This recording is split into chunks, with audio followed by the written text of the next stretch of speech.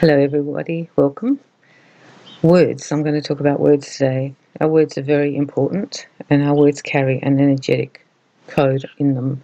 So, what we say to people, even though they are physical words, they have an energetic part to them when we say them.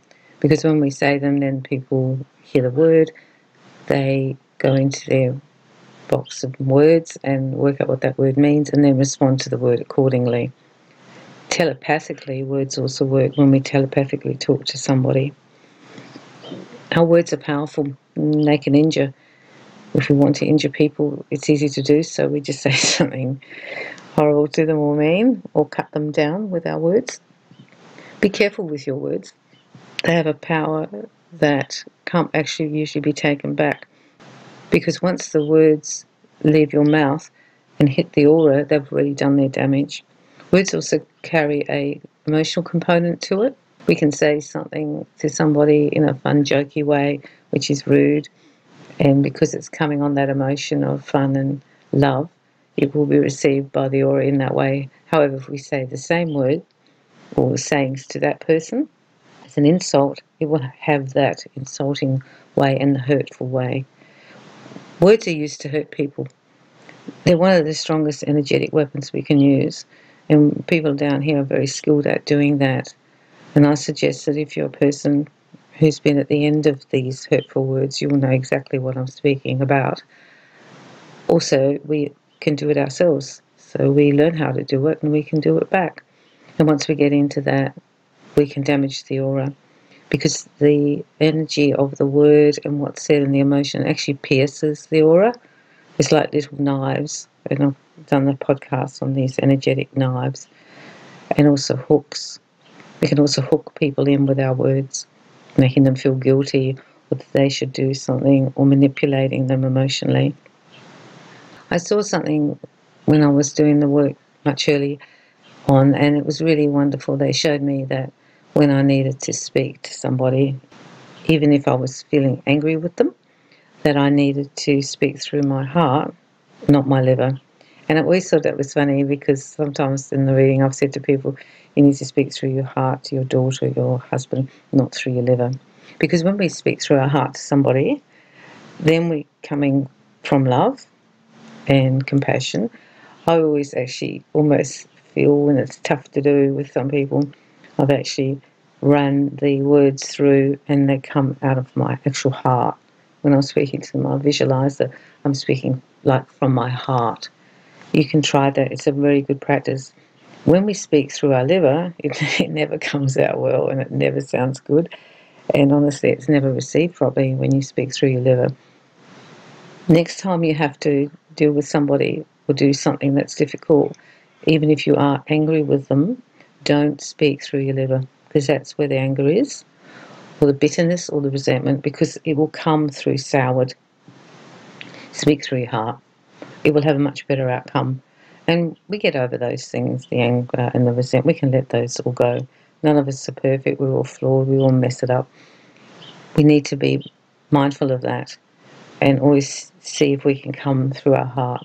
If you cannot speak to somebody because you're really angry with them, don't speak to them. That's when silence is golden. Just avoid it. Talk about something else. Don't send the text back until tomorrow.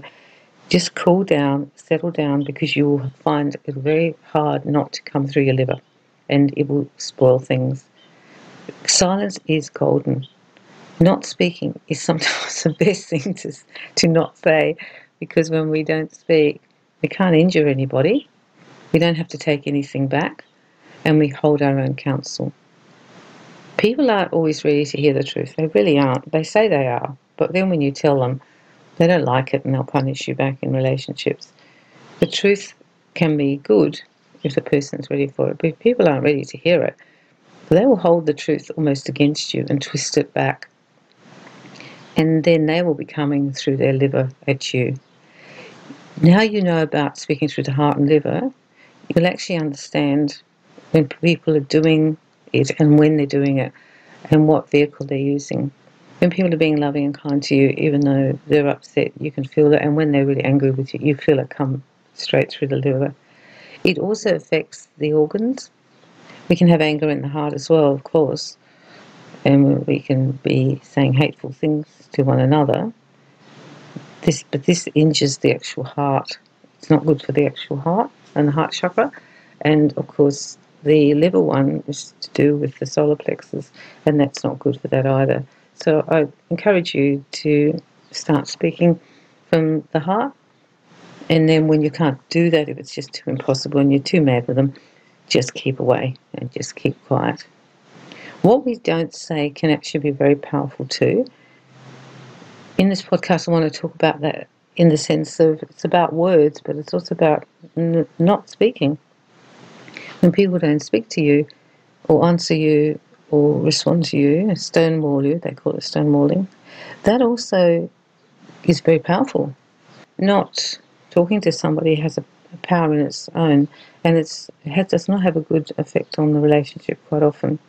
There's a difference between needing space from somebody and you don't want to say something to hurt their feelings to shutting them out. And you all know what it's like. I usually call it talking to the wall. When someone says, "How did it go?" I said, "I was just talking to the wall," because they stonewalled me and they didn't want to hear it. And that's the time just to pull out and be quiet. The timing's wrong. And the timing's very important with when you want to talk about things.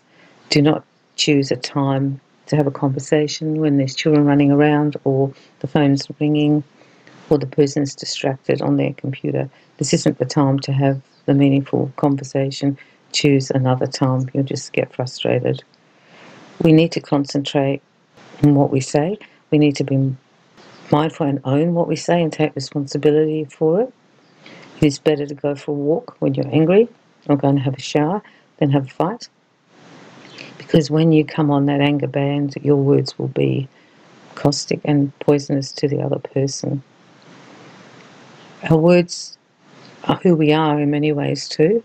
Don't make promises that you can't keep because you're trying to make them happy. Or if you make promises, say you're going to try and do it, but don't be emphatic that you will do it. Don't agree to things that you don't want